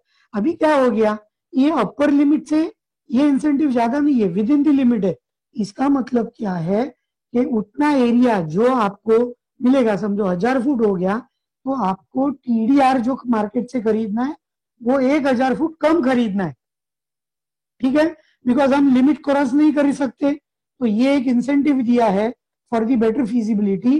तो ये समझो 1000 फुट मिल गया, तो हमको उतना टीडीआर मार्केट से कम खरीदना है, means there is a saving in your total expenditure. Okay, ये आपकी फिजिबिलिटी थोड़ी पॉजिटिव हो, इसलिए सरकार ने ये इंसेंटिव दे दिया है। अभी if tenanted buildings okay of cooperative housing society or non-tenanted building coexist on the plot under the development, then plot can be divided proportionately on rules of 33(7)(a and 33(7)(b। Means इसमें समझो टेनेंटेड property भी है, समझो अभी हमने एक पार्ला में एक प्रोजेक्ट कर ले जिसमें क्या है कि वो टाइम जब भी बिल्डिंग उन्होंने वो प्लॉट खरीदा तभी एक 7-8 वो वहां झोपड़े थे, बैठी बैठी घरे थे, तो उनको क्या कर दिया वो लोगों ने, पीछे में छोटी एक चौल बांध के दे दी और आगे के पार्ट में उन्होंने उनकी खुद की बिल्डिंग कर दी। मीन्स क्या हो गया, सोसाइटी बिकेम ओनर, मगर वो टाइम के पुराने जो बैठे घर में रहने वाले लोग थे उनको चौल बांध दे दी, तो वो उनके टेनेंट हो गए। तो सबब में भी समझो owner and tenant occupied building after 1969 और ओनर ऑक्यूपाइड सोसाइटी है, तो ये दोनों बिल्डिंग साथ में आएंगी, तो हम साथ में 33(7)(a एंड 33(7)(b ये दोनों स्कीम में ये रीडेवलपमेंट कर सकते हैं। अभी उसका एफएसआई कितना मिलेगा, प्रोपोर्शन मिलेगा, मींस जो built up area rehab component chawl के लिए मींस टेनेंटेड प्रॉपर्टी के लिए अप्रूव होगा, उसका जो एफएसआई है वो प्रोपोर्शनेटली अंडर 33(7)(a में मिलेगा। और जो कोऑपरेटिव सोसाइटी है कंस्ट्रक्टेड आफ्टर 1969 के लिए या if it is not cess तो 33(7)(b के लिए होगा, और बाद में वो टोटल दोनों का एफएसआई जो है मिला के जो आउटर लिमिट होगी that will be our outer permissible built up area for that composite project. Okay, now this regulation 33(7)(b shall not be applicable or shall not be combined with any other redevelopment scheme of 33(5), 33(7), 33(a), 33(9) ये सब अलग अलग redevelopment scheme है, वो और 33(7) जो B है वो कंबाइन नहीं हो सकती। इसमें भी जो फंजिबल मिलेगा रिहैब कंपोनेंट जो आपका एग्जिस्टिंग एरिया है उसके ऊपर जो फंजिबल सर्टिफाई होगा वो फ्री होगा और सेल का फंजिबल चार्जेबल होगा। अभी दो स्कीम आखिरी की बची है, that is 33(9) and 33(10). तो 33(9) is basically a cluster जो मुंबई में भिंडी बाजार का एक ही सक्सेसफुल क्लस्टर हो रहा है जो SBUT Saifee Burhani upliftment trust वो प्रोजेक्ट कर रहे हैं। We are one of the domain consultant, हमने भी हमारा थोड़ा कंसल्टेंसी उसमें दे दिया था। तो समझो ये मुंबई सिटी में है तो उसको मिनिमम 4000 मीटर का प्लॉट होना चाहिए, और ये मुंबई सबब में है तो plot area should be minimum 6000 square metre, और ये क्लस्टर में जाना है तो minimum road width should be 18 metre wide और मोर, उसके नीचे होगी तो ये क्लस्टर के लिए आप जा नहीं सकते। हाउएवर 13 सितंबर 2019 जो सेल्फ रीडेवलपमेंट का GR है उसमें आप समझो क्लस्टर सेल्फ रीडेवलपमेंट में कर रहे हो तो ये 18 मीटर के लिए अपने को ओपन स्पेस में छूट दी हुई है, तो कम रोड विड्थ में भी हम क्लस्टर में जा सकते हैं। अभी इसमें समझो क्लस्टर जो हम सिटी में कर रहे हैं मुंबई सिटी में, तो इसमें सेस्ड बिल्डिंग भी आ सकती है, नॉन सेस्ड बिल्डिंग भी आ सकती है, मीन्स कोई कोऑपरेटिव सोसाइटी है या ओनर का खुद का घर है जो सेस्ड नहीं है, माड़ा का कोई पैसा नहीं लिया है रिपेयरिंग के लिए, या जो पुरानी चौल है, ओके, या स्लम्स है। अभी सिटी में हम देखेंगे तो ऐसे चौल और स्लम थोड़े कम है, मगर हम सबब में देखेंगे तो उसमें बहुत सारे स्लम्स जो है वो बहुत है। तो स्लम भी है, उसके बाजू में चिपक के कोई ओनर और टेनेंट ऑक्यूपाइड बिल्डिंग है, और उसके बाजू में ओनर ऑक्यूपाइड सोसाइटी भी है। तो इसका सब कॉम्बिनेशन करके आप रीडेवलपमेंट क्लस्टर स्कीम कर सकते हैं, जिसमें स्लम का कंपोनेंट है, तो that allowable up to 50% of your total permissible built up area. Okay, तो ये सब 3-4 जो अलग अलग प्रोजेक्ट के हैं, इनकी खिचड़ी मिला के भी आप क्लस्टर रीडेवलपमेंट कर सकते हैं। अभी क्लस्टर को एफएसआई कितना है मैक्सिमम, जैसे हमने 33.7 में देखा कि maximum FSI was plot area multiplied by 3 or your existing rehab certified area plus your incentive which is 50%, 60 और 70%। तो उसमें जो 3 एफएसआई था, अभी क्लस्टर में एफएसआई कितना है, 4 है। म्हाडा में भी आपको याद है प्लॉट 4000 स्क्वायर मीटर तक है तो 3 एफएसआई था, 4000 मीटर के ऊपर है तो 4 एफएसआई था। तो वैसे ही यहाँ मिनिमम प्लॉट कितना होना चाहिए, 4000 स्क्वायर मीटर, सिटी में, सबब में 6000, तो प्लॉट का और एफएसआई भी कितना, 4 है। ओके, सो 4000 मीटर के प्लॉट का रीडेवलपमेंट बड़ा है तो 4 एफएसआई अपने को मिल रहा है। सो 4 एफएसआई और rehab plus incentive which ever is more. अभी इसमें कैसे है कि each rehab tenement will get occupied area subject to minimum of 300 square feet और मैक्सिमम ऑफ 1076। उसमें थोड़े डिटेल्स भी है, जो कुछ एरिया एग्जिस्टिंग फ्लैट है समझो रेसिडेंशियल के, तो उनके एरिया और जो उनको एंटाइटलमेंट है उससे ज्यादा एरिया मिल रहा है समझो, तो उनको उसकी कंस्ट्रक्शन कॉस्ट भी देनी पड़ती है। ठीक है ना। अभी इसमें इनको जो additional area over and above basic area जो मिलता है, तो उनका प्लॉट जो है above 1 hectare up to 2 hectare है तो एडिशनल 15% उनको इंसेंटिव मिलेगा। मींस आप 10,000 स्क्वायर मीटर से बड़ा प्लॉट है आपका अंडर क्लस्टर तो आपको 15% इंसेंटिव ज्यादा मिलेगा, और 2 हेक्टर से 5 हेक्टर है तो 20%। अभी सेम टाइप ऑफ इंसेंटिव अपने को 33.5 म्हाडा के प्लॉट में मिलता था।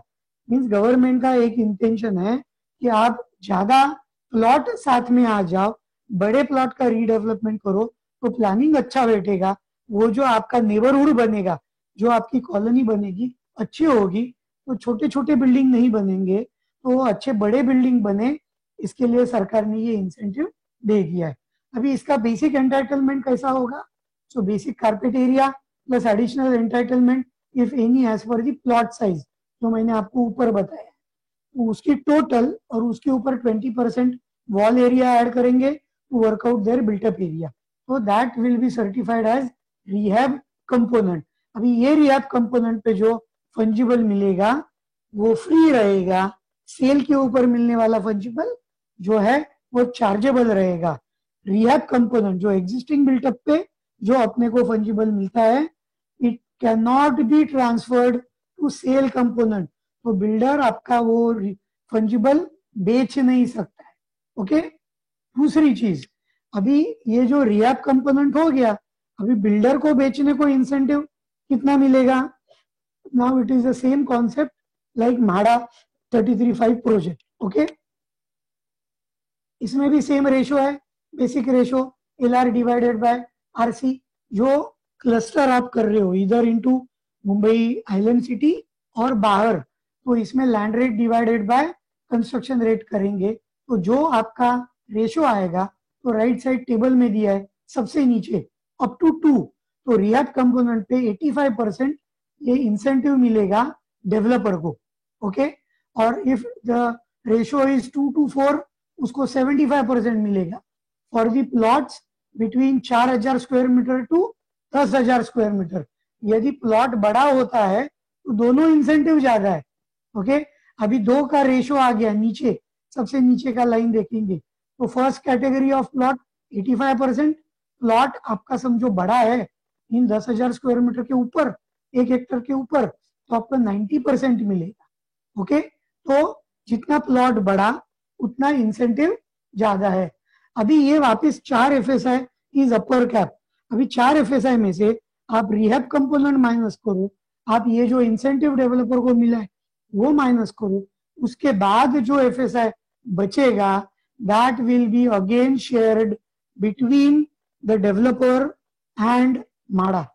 अभी वो कितना आएगा, वो वापस जो रेशो है अभी नीचे का टेबल देखो तो अप टू 2 मीन्स जो बेसिक रेशो, अभी ये समझो कन्नवार नगर या विक्रोली में समझो ये अपना क्लस्टर हो रहा है तो वो रेशो 2 आ रहा है, मगर ये डीएन नगर में समझो जाता है तो वो रेशो 4 to 6 तक आता है। मीन्स इसमें समझो नीचे का देखेंगे तो कोऑपरेटिव सोसाइटी मीन्स डेवलपर को बचा हुआ एरिया में 45% मिलेगा, 55% विल बी गिवन टू माड़ा। और समझो ये डीएन नगर के आसपास है जो समझो 4 और 6 में उनका रेशो बैठ रहा है तो डेवलपर को 35% मिलेगा और बचे एरिया का 65% भाड़ा को मिलेगा। Means rehab component plus incentive जो डेवलपर को मिलेगा एज पर टेबल बी, ये टोटल होगी और टोटल 4 एफएसआई में से ये माइनस करने के बाद जो बचेगा that again will be shared between MHADA and developer as per table C. तो कुछ लोगों के दिमाग में है कि क्लस्टर में ज्यादा एफएसआई मिलता है तो जो ज्यादा मिलेगा सब अपने को ही मिलेगा, तो ये ऐसा नहीं है। ये रेशो के हिसाब से again it will be shared with MHADA. Okay, तो इसका अपन वापस जो मैंने आपको बताया, A is what your plot area multiplied by 4 FSI and B is what your rehab component plus जो डेवलपर को इंसेंटिव मिला है परसेंटेज उसकी total B, so A minus B बचा हुआ built up area C and again that will be shared between developer and MHADA. Now the last scheme that is slum redevelopment scheme 3310। अभी इसको भी क्लस्टर जैसा ही 4 एफएसआई मिल जाता है अपने को या your rehab area plus incentive whichever is more, same rule है। और ये किसको मिलेगा slum? Those who are notified slum. Okay, जो रजिस्टर्ड स्लम है उनको ही ये मिलेगा। हर एक जो स्लम डिवेलर है, जो झोपड़ी धारक है, जो ऑक्यूपायर है, उसको एक पास मिलता है। तो वो स्लम का नोटिफाइड पास जिसके पास होगा उसकी स्लम वो सर्टिफाई होगी ऑन रिहैब कंपोनेंट।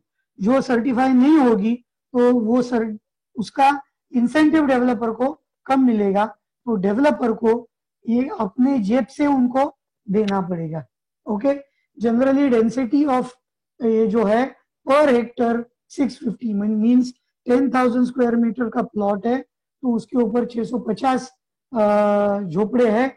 ये गणित करके ये स्लम में किया जाता है और जो मिनिमम एरिया स्लम को मिलता है वो 300 स्क्वायर फीट है। और नॉन रेसिडेंशियल समझो वहां कुछ छोटे छोटे दुकान है तो उनको 225 तक एरिया मिलता है। फंजिबल एरिया ये 300 के ऊपर आपको मिल सकता है।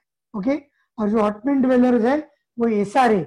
Now SRA is a separate approving authority, MHADA is a separate approving authority और BMC is a separate approving authority. Means slum redevelopment के प्रोजेक्ट ये बीएमसी में अप्रूवल को नहीं जाएंगे। Okay, it will go to SRA, slum redevelopment authority. ये competent authority बना दी है। सेम लाइक अभी लेटेस्ट माड़ा को भी स्पेशल अप्रूविंग अथॉरिटी बना दी है। मीन्स कोई कन्नमवार नगर या डीएन नगर में माड़ा प्लॉट में जो बिल्डिंग्स है उसके रीडेवलपमेंट की approval authority will go to MHADA only. Okay, तो ये इसमें दे दिया है कि उनको कैसे इंसेंटिव मिलेगा। Now this is same as per your cluster और स्लम, वो बेस जो है वो सेम है। नाउ स्लम रीडेवलपमेंट में वो लोगों को they are deprived with those additional facilities.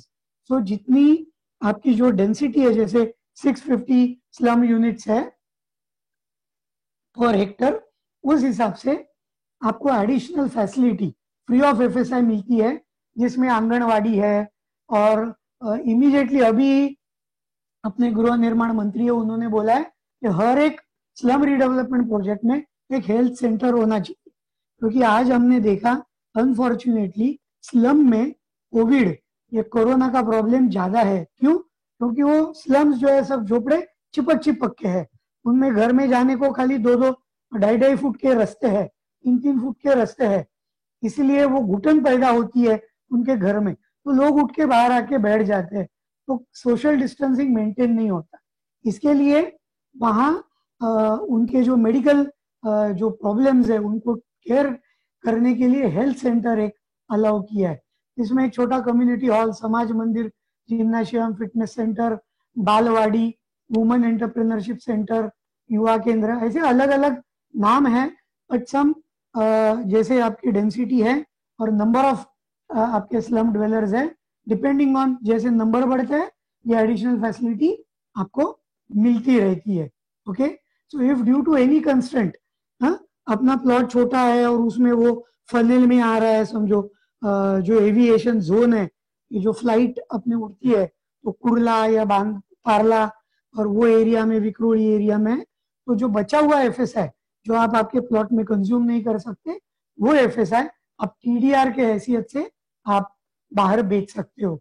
So to sum up this thing, आपने देखा तो फर्स्ट कॉलम जो है वो टाइप ऑफ बिल्डिंग है, कौन सी बिल्डिंग है, and then is the MHADA society 33/5, tenanted सेल्स बिल्डिंग 33/7 जो मुंबई सिटी में चॉल टाइप है, then tenanted non cessed structures जो 1969 के पहले है मगर म्हाडा का रिपेयर सेस नहीं है, वो 33/7A and 33/7B all cooperative housing societies after 1969 and non-state structure in suburb and city, and 33/9 cluster जो within city 4000 metre plot होना चाहिए, इन सबब 6000 मीटर का होना चाहिए, and then notified slum SRA। तो हर एक को कितना एफएसआई मिलना चाहिए और हर एक को मिनिमम एंटाइटलमेंट कितनी होनी चाहिए प्लस फंजिबल एरिया, ये इसमें दे दिया है। तो आई थिंक मेरा ये प्रेजेंटेशन जो है थोड़ा टेक्निकल प्रेजेंटेशन था, मगर मैंने कोशिश की है जितना हो सके उतना सिंपल लैंग्वेज में करा के दे दूं, तो लोगों को एक थोड़ी इंफॉर्मेशन होगी कि उनकी रीडेवलपमेंट जो है वो कौन से कैटेगरी में आती है। Thank you. Yeah. Thank you, Mukund Godbole sir. Yes, it was technical, but तुम्ही खूप असं सिंपल पद्धतीने आणि एकदम छान एक्झाम्पल देऊन त्यांना गाईड करायचा प्रयत्न केलेला आहे आम्हाला, त्याच्यामुळे प्रेझेंटेशन तुमचं छान होतं. इनफॅक्ट लोक पीपीटी वगैरे पण मागतायत. But anyway this program is we are recording and it will be uploaded on the channel, so you can watch the channel also. So if you want to take rest maybe for 2 minutes or something, otherwise I'll ask you 3-4 questions whatever we have received, and there are questions in the chat also. First I would what I will do is, because on yeah, so on email I have received some 4-5 questions, so I will take that question, and if time permits then wants to ask the question, he can just raise hand. There is option raise hand, and then I'll unmute and we can go ahead, right? So first question basically is terms of reference. What is terms of reference of DCPR? That means I think the queries he wants to know कि DCPR क्यों है, किस लिए DCPR हम लोग follow करते हैं, या what is the purpose of DCPR? That is the first question.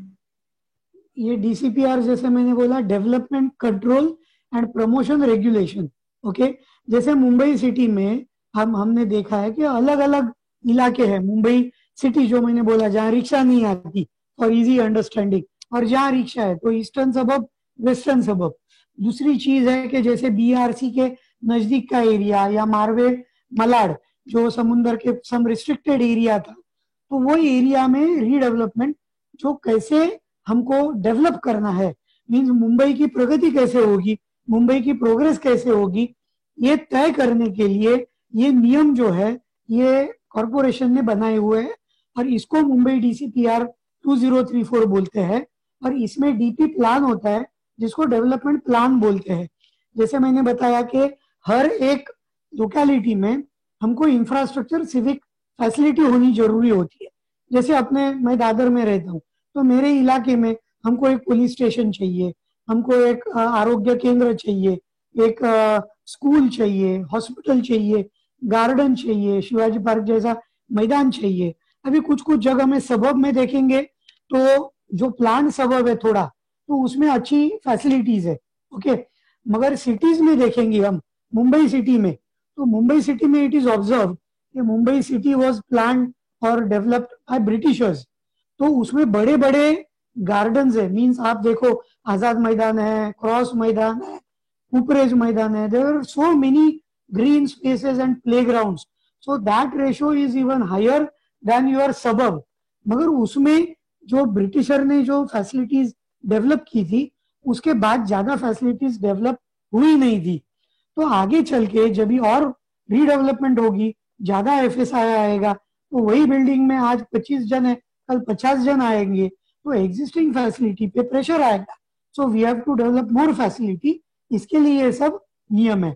इसमें और भी नियम होते हैं, जैसे एफएसआई है, साइड ओपन स्पेस कितना छोड़ना है, पार्किंग रिक्वायरमेंट कितनी है, बिल्डिंग की ऊंचाई कितनी तक रिस्ट्रिक्ट करनी है। They are all technical points. मगर इसमें अपनी लाइफ ऑफ लिविंग क्वेश्चन जो है, ईज ऑफ लाइफ, तो वो अच्छा हो जाए, इसलिए ये सब ये नियम इसमें 2034 डीसीपीआर में डाले हुए हैं और ये हर 30 वर्ष में रिवाइज होता है। Thank you. So that means suppose there is society from Thane or let's say society from Pune, because we have participants from Thane and Pune, so they are saying ki you are referring only Mumbai.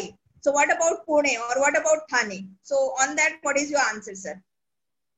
See, जैसे कि Thane, Pune, they are different municipal corporations. Okay, जैसे हर एक corporation के अलग अलग नियम है।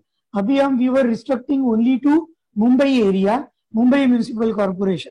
अभी ठाणे का देखेंगे तो ठाणे के भी डेवलपमेंट कंट्रोल रेगुलेशंस अलग है। इनके यहाँ भी रीडेवलपमेंट स्कीम्स जो है वो अपेंडिक्स आर के अंडर में अलग है। वैसे ही हम एमएमआर रीजन देखेंगे तो डोंबिवली कल्याण है, बदलापुर है, भिवंडी है, बाद में वसई विरार है, मीरा भाईंदर है। So those are different municipal corporation.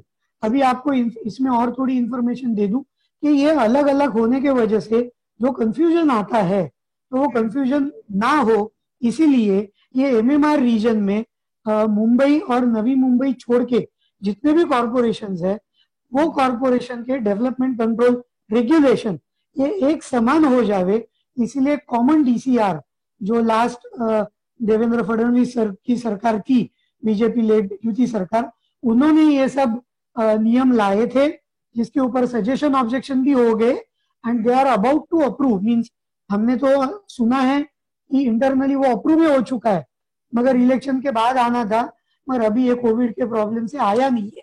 तो आगे चल के ये कॉमन डीसीआर और MMR region, Mumbai metropolitan region, जिसमें मैंने ये सब कॉर्पोरेशन बोले, इनके वो मेरे ख्याल में 6 या 8 कॉर्पोरेशन है, उनके नियम सब सेम रहेंगे। सेम चीज पे आगे चल के जैसे पुणे है, पिंपरी चिंचवड़ है, तो उनके भी शायद नियम जो है आगे चल के कॉमन डीसीआर में तब्दील हो सकते हैं। Okay, the next question asked is कि बिल्डिंग का जो एज है वो कितना साल होना चाहिए, देन हम लोग रीडेवलपमेंट के लिए जा सकते हैं। So I think you have already minimum 30 years of age. Minimum 30 years of age, right? The next question related to this is कि suppose whether society will get same FSI if they are redeveloping the society after 10 years, 20 years, 30 years or 50 years. That means in short, what is advantageous? नहीं, अभी तो 30 वर्ष तो minimum होनी चाहिए। बहुत सारी स्कीम्स है, इसमें 30 वर्ष नहीं होंगे तो रीडेवलपमेंट के वो बेनिफिट नहीं है। अभी समझो 30 वर्ष के पहले ही बिल्डिंग आपको रीडेवलप करना है, तो you need to ascertain it कि why you have forced to redevelop before 30 years of age. Is there any structural problem, तो ये होना चाहिए, अदरवाइज ये होना नहीं चाहिए। 30 वर्ष होने के बाद समझो रीडेवलप करना है, जैसे कि मैंने बोला कि 33(7)A में वगैरह minimum 30 years of age and that should be dilapidated building. तो कुछ स्कीम में वो डिलैपिडेटेड होना जरूरी है, कुछ में नहीं है, तो उस हिसाब से आपको कौन सी स्कीम है वो देख के आपको वो करना है। अभी आज आपकी बिल्डिंग को समझो 30 वर्ष हुए हैं और आपको रीडेवलप करना है, तो आज आप रीडेवलप कर रहे हो तो ये आज के नियम लागू हो जाएंगे। अभी आप बोलेंगे 10 वर्ष के बाद यही नियम रहेंगे या बदलेंगे, तो आज मैं नहीं बता सकता कि वो यही रहेंगे या बदलेंगे। शायद कुछ और बदली हो सकते हैं, और आगे चल के जैसे रियल एस्टेट में रिसेशन है तो डेफिनेटली सम फायदे के नियम आ सकते हैं, मगर आगे 10 वर्ष बाद आएंगे, इसलिए हम रुक नहीं सकते। It is always advisable, building dilapidated है तो immediately take a decision, go ahead, approve the building as per your existing rules, क्योंकि नए समझो कल अच्छे नियम आएंगे तो आप अमेंड भी कर सकते हो plan. You can revise as per the new rules, या एग्जिस्टिंग अप्रूव्ड प्लान के हिसाब से भी आप आगे जा सकते हो. तो मैं तो बोलता हूँ रीडेवलपमेंट में वही बादशाह है जो एग्जिस्टिंग नियम का फायदा लेके अप्रूवल लेके आगे काम शुरू करता है. आप बैठे ही रहेंगे तो एक डेवलपर आपको एक ऑफर देगा और इसमें 1 वर्ष निकल जाएगा, नियम बदली होंगे, तो शायद डेवलपर आपको कल बोल सकता है अभी वो पुरानी ऑफर मुझे परवड़ती नहीं है तो अभी मैं कम करूंगा एरिया. इसीलिए डेवलपर को भी इमीडिएटली प्रपोजल अप्रूव कर लेने चाहिए. Yeah. And dilapidated condition, that means it needs to be certified by a competent authority, which is normally a corporation, right? It is not कि हमको लगा कि ये ही मोडकळीला आली आहे किंवा dilapidated condition मध्ये आहे. So it needs to be certified by a competent authority. Now one question come is, what is protected development, sir? What is protected development? ये मैडम मुझे समझ में नहीं आएगा. What is protected development? Itself on what is protected development. So even मी पण कधी ते ऐकलेलं नाहीये. So there is no term as such protected. तो कोई रीडेवलपमेंट को कोई भी गवर्नमेंट प्रोटेक्शन नहीं देगी. एक तो आप खुद कर रहे हो, इधर सेल्फ रीडेवलपमेंट है या डेवलपर कर रहा है, तो ये आप दोनों की मिलके रिस्पॉन्सिबिलिटी है. There is no protection as such, कोई आपको गारंटी नहीं दे रहा है. हाँ, exactly. Then the next question asked is development. What is the difference between development manager project and self redevelopment project? Now for self redevelopment, anyway we are going to have a separate session. So you can just still you can just give the I mean mota moti what is difference? Self redevelopment जो है इसमें compulsory आपको तो पहले एक project management consultant appoint करना है and then under his guidance we will इधर वही पीएमसी आपका आर्किटेक्ट है समझो तो वही हो सकता है, यदि वो इंजीनियर है तो वही स्ट्रक्चरल इंजीनियर हो सकता है, या under guidance of PMC you appoint architect, you appoint structural consultant, MEP consultant, and even an engineer who will supervise your work. मगर कुछ कुछ जगह अभी ये डेवलपमेंट मैनेजर करके एक टर्म आ गई है और जिसमें डेवलपर लोग भी घुस रहे हैं और वो बोल रहे हैं कि करेंगे सब हम ही, सिर्फ मैं पैसा लगाने के बदले हम सेल्फ रीडेवलपमेंट दिखा देंगे, बैंक से पैसा लेंगे और मैं ही रीडेवलपमेंट मैनेजर आपका रहूंगा, डेवलपमेंट मैनेजर, और मैं ही सब रिस्पॉन्सिबिलिटी लूंगा. तो ऐसे थोड़ा ये रूल ट्विस्ट करके एक कॉन्सेप्ट एक आ गया है आजकल डेवलपमेंट मैनेजर करके. And we have a redevelopment. I mean, there is a GR 79A direction. Earlier it was 3rd January 2009. Now it is 4th July 2019. So all the redevelopments, including self-redevelopment, will happen under that, right? And someone has asked that whether conveyance. So whenever any society, whenever you want to go for the redevelopment, so first thing is conveyance has to be there, because unless and until you have your name recorded in the revenue records, you won't be getting the approvals also, right? So conveyance is the first thing, and then you'll be going for the redevelopment. And we have already covered the, there was already a full-fledged session on conveyance also. The next question is, there is one building in the South Mumbai, someone has sent the mail saying that it's an old building, and MHADA, when they approach MHADA says, MHADA repair board says we don't have funds to repair the building, and he says no builder is also approaching, right? No developer is also approaching. So in that case, if the existing members, if they want to go for the redevelopment or thinking of redevelopment, so what they should do in this situation? काय करायला पाहिजे त्यांनी? MHADA repair fund says आमच्याकडे पैसे नाहीयेत आणि developers are not approaching. आता generally याचे डिटेल्स बघावे लागतील काय एक्झॅक्टली आहे, पण ही जर टेनंटेड प्रॉपर्टी असेल, ओनर आणि टेनंटेड ऑक्युपाइड, तर आपल्याला अंडर 33(7) नियमानुसार आपल्याला ती रिडेव्हलप करता येते. So they can form association of all tenants, and tenant and owner, if they all are together, they can develop their building on their own. They can approach banks, and banks can give them the funding, and then they can go under. Only thing, if it is not the society, तो self redevelopment का benefit उनको मिलेगा नहीं. मगर there are banks can give funding for redevelopment. मगर this is slightly strange to me कि repair board बोल रही है कि हमारे पास पैसा नहीं है. ऐसा होता नहीं है. Repair board, if it is dilapidated, they come into picture and they will definitely, because there is a separate fund for repair board, तो जनरली ऐसा होता नहीं है, शायद कोई Yeah. टेनेंट लोगों को गुगली देता होगा. Yeah, because in his mail he says repair board says MHADA repair board says we don't have funds. So that is something even I thought I mean that is not, that is the job of the MHADA repair fund. So they can't simply say that they don't have funds to do the repairing or something. Okay, the next question is there is one I mean Sidco leased apartments आहेत, Navi Mumbai's participants आहेत. So Sidco leased apartment hai, and the apartments are in good condition, he says. But there is one person who is pushing for the redevelopment, and he is supposed to be a real estate agent of that, I mean maybe that area, and also stays. So he says whether how to stop that. So I think it's not that one person can go for the self redevelopment. It is, as you know, as per the revised GR of 4th July 2019, the minimum quorum for the committee, I mean for the members, is 2/3 members should be present in the meeting, special general body, and out of that 51% should give consent for the redevelopment, and then things will happen. So it's not that one person can draw the or take everybody to ride, right? So he should not be worrying. And as Godbole sir has rightly pointed out, minimum 30 years is what is expected as a like condition of the building. Then only they can go for the redevelopment as such.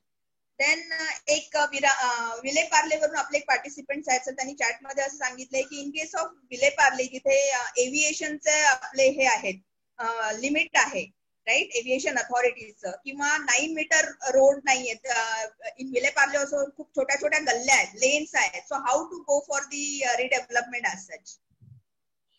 सी, जो मैंने बताया जैसे कि जो roads 9 metre से छोटे हैं, तो commissioner has ceded that we will widen those existing small roads to 9 meters, so everyone will get the benefit of TDR and premium FSI, और उनको 2 FSI मिल जाएगा. So there is a process that you have to apply to ward level for widening that. तो दोनों तरह से जो road है वो दोनों तरह से वाइड होगा, एंड देन 9 मीटर रोड होके आपको बेसिक फायदा हो जाएगा for TDR and premium. Yes.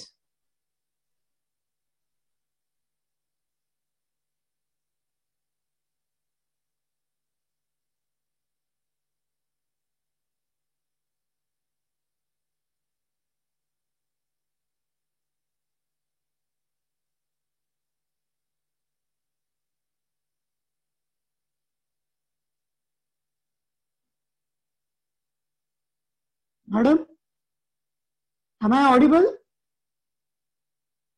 मेरी आवाज आ रही है? आ रही है तो हाथ ऊपर करो. हाँ हाँ आले आले सर, नेटवर्क. हाँ ओके ओके. नेक्स्ट क्वेश्चन असा आहे, येते तुमचा आवाज येतोय सर? आवाज येतोय बरं. हाँ बोला बोला. एक क्वेश्चन असा आहे की समजा 9 मीटर पेक्षा कमी आहे रोड लेंथ जी आहे, if it is less than 9 metre, the society is in Andheri East, right? So what is the solution? Because developers are not, they say we don't have any potential, so we don't want to, we can't do, or we are not interested, because they have approached PMCs and all. So what is the solution? Whether road line remarks or something can मी आताच explain केलं की त्यांनी apply करायचा ward लेवलला corporation मध्ये for widening of that existing road which is lesser than 9 metre. Okay, and then after that the road will be widened to 9 meters and they will get the premium FSI and TDR. So their redevelopment would be possible. Otherwise then self redevelopment ला ते कधी जाऊ शकतात. That could be other 9 metre रास्ता होना तो हो सकता. There is a very good possibility if कोई गड़बड़ है तो ही 9 मीटर होता नहीं है. Otherwise ward approves that, honorable commissioner sir approves that, और छोटे रास्ते जो है सब 9 मीटर होंगे, 30 फुट होंगे, और सबको TDR और इसका प्रीमियम का बेनिफिट मिलेगा.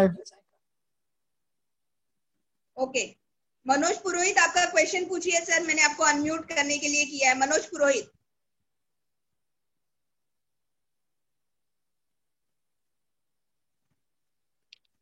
मनोज पुरोहित जी आपका क्वेश्चन पूछिए.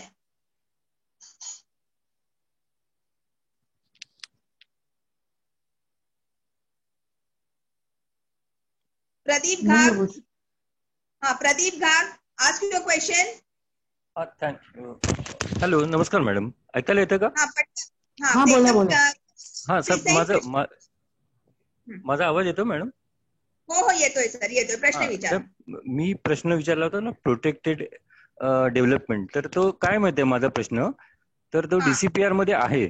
तर त्याच्यामध्ये असं आहे की जो एरिया आमचा आहे ना 4700 स्क्वेअर मीटरचा एरिया होता सोसायटीचा आमचा. तर त्याच्यामध्ये 707 हा RG मध्ये गेला होता. आणखी त्या आमच्या डेव्हलपरना त्या प्लॉट मधनं रोड गेला होता, DP रोड. तर त्याचा बेनिफिट त्यांना मिळाला होता 1138 स्क्वेअर मीटर. आणखी त्यांना एक एक्स्ट्रा बेनिफिट साधारण 368 स्क्वेअर मीटरचा मिळाला होता. तो RDP आणि HDPचा मिळून तसा मिळाला होता. तर त्याचा मिळून त्यांनी बेनिफिट घेऊन ऍक्च्युअली आमचं आता कन्स्ट्रक्शन जे आहे बिल्टअप एरिया तो 5512 स्क्वेअर मीटरचा आहे. तर तुमचा प्रश्न विचारा, डिटेल मध्ये जाऊ नका. नाही तेच काय माहितीये का की आम्हाला आता जो डेव्हलपमेंट रिडेव्हलपमेंटला आम्ही गेलो तर आमचा प्लॉट आहे 4700 स्क्वेअर मीटरचा. तर बेनिफिट आम्हाला जे काही कॅल्क्युलेशन होणार आहे ते 4700 स्क्वेअर मीटर वरच होणार ना प्लॉट एरिया. तुम्हाला एक सांगतो, तुमचा जो ग्रॉस प्लॉट आहे त्याच्यातनं RG वगैरे असेल किंवा जी काही रिझर्वेशन असतील ती वजा होतील आणि तुम्हाला TDR जो आहे तुमच्या नेट प्लॉटवर मिळेल. हाऊएव्हर जो तुम्ही रोड मध्ये एरिया द्याल ना त्याचा तुम्हाला ऍडिशनल FSI ऍड ऑन होणार आहे. तुमचा RG आला, RGचाही तुम्हाला TDR मिळणार आहे.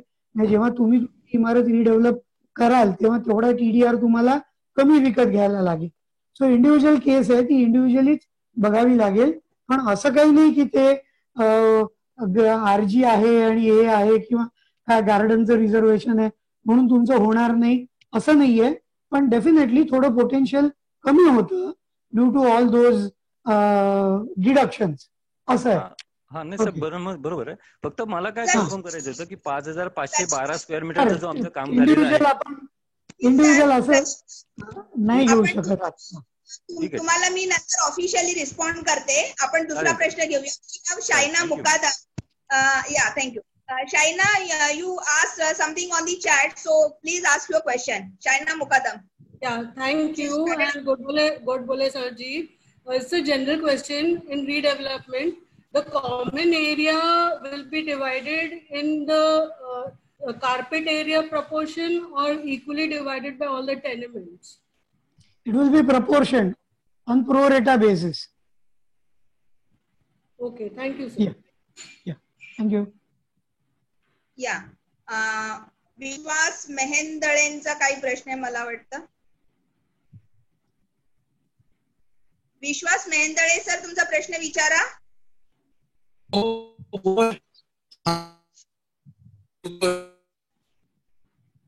हॅलो. 9 मीटरचा रस्ता जो आहे ना, हॅलो, 9 मीटरच्या रस्त्याबद्दल ऐकू येते का माझं म्हणणं? हॅलो, मला 9 मीटरचा रस्ता जो आहे ना त्यामध्ये फुटपाथचं पण काउंट होतं का नाही? फुटपाथ सोडून फुटपाथ पण ना, मी including footpath 9 foot. Compound to compound.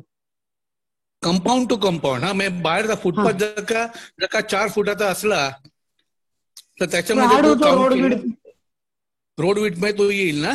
आणि दुसरं, तुम्ही जे 35 स्क्वेअर मीटर्स म्हटलंय ना फ्लॅट, त्याच्यामध्ये आमचं काय होतं की 89 मध्ये आमच्या बिल्डिंगचं डेव्हलपमेंट झालं होती, रिडेव्हलपमेंट पहिल्यांदा सुरुवातीला.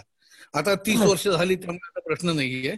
पण त्यामध्ये काही लोकांना तिकडे ज्यांच्या झोपड्या होत्या त्यांना एक जागा त्यांनी दिली होती तेव्हा, आणि त्यात एक जागा 70 स्क्वेअर फीटची फक्त एक दिली एकाला कोणाला तरी. तर त्यांना पण 335 स्क्वेअर मीटरची जागा त्यांना ती फ्री द्यायला लागेल का? 335 स्क्वेअर मीटर, 35 स्क्वेअर मीटर ते जे काय 350 फूट वगैरे ये. आता त्यांना जी काय 70 फूट दिलेली आहे ना, ही जर अप्रूव्ड असेल, अप्रूव्ड प्लॅन मध्ये ते 70 फूट रिफ्लेक्ट झालेले असतील तर त्यांना ती तेवढी मिळेल. त्यांना ती मिळणार 350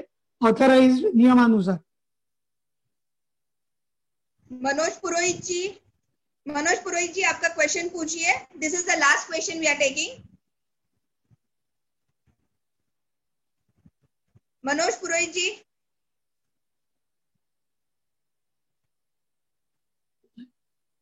थोडे मॅडम माझे डिटेल्स लोकांना लिहायचे तर देतो.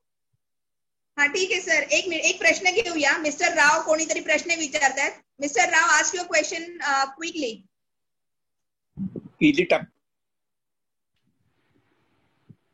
Mister Rao.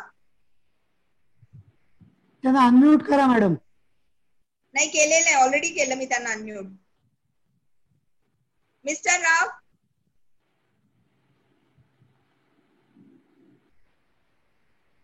Mr. Rao, ask your question. Hello.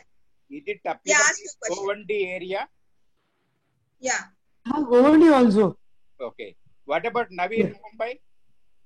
Navi Mumbai has separate development control regulations. Will you be taking up also if it is there proposals in that area? Yeah, definitely. Okay. If that is the case, I will get in touch with you. Yeah. Okay. Yeah. Thank you. But sir, you can give your details. Yeah. हाँ, मेरे थोड़े से information देता हूँ. मेरा नाम है architect Mukund Godbole और मेरे पार्टनर है आर्किटेक्ट जितेंद्र मुकादम. हमारे दोनों की कंपनी है गोडबोले मुकादम एंड एसोसिएट्स. हम आर्किटेक्ट है और प्रोजेक्ट मैनेजमेंट कंसल्टेंसी का भी काम करते हैं. So we can you can go ahead and check our website www.godbolemukadam.com और गोडबोले मुकादम एंड एसोसिएट नाम का आप हमारा वेब पेज, फेसबुक पेज और यूट्यूब चैनल भी देख सकते हैं. और मेरा जो नंबर है, mobile number, that you can just write down 9322272016. I will repeat 9322272016. कोई भी क्वेरी है तो मैडम के पास आप क्वेरी दे दो. She will forward query to me and then in a proper manner we can reply to that. And I thank Shilpa madam for arranging so many seminars. It's not only by the Vishwa Institute और वो जो सामाजिक forum है, she is also a committee member into Chartered Accountant Institutes. So she has been busy every day on all the webinars. आप madam कैसा time निकालते हैं, and it's a secret. एक दिन ये सीक्रेट का भी एक वेबिनार ले लो. So I thank you. I thank you. Thank you, sir. Yeah. Thanks for joining. See, this is awareness come branding, you can say. This is must. I mean, lockdown mein, sitting at home. So I thank all the participants for joining this seminar, and please stay tuned for the forthcoming seminars for the next week. So you will get the social media update on that, and kindly visit our channel for the recording for today's webinar also. Yeah, thank you. And if you have any queries, you can very well write to us. My email ID is, you can also note down, or I'll put it in the chat box. That would be better. I'll put it in the chat box.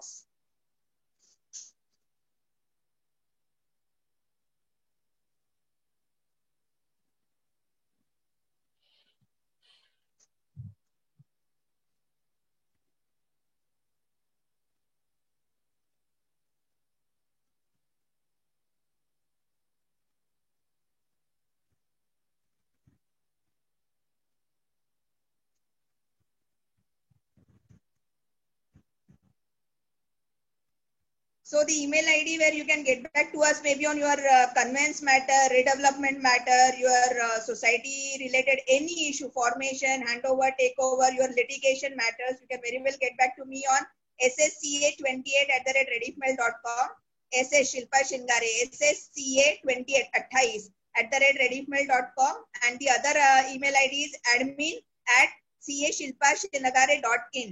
Yeah, admin@cashilpashingare.in. Right. Thank you so much. Everybody, thanks Godbole sir for joining us. आणि तुम्ही खूप सुंदर देता, लोकांना आवडतं. In a very lucid and simple language you explain. Thanks. Right. Thank you, sir. Thank you. Thanks for all participants. Yeah. Thank you. Bye. Stay home. Stay safe. Take care.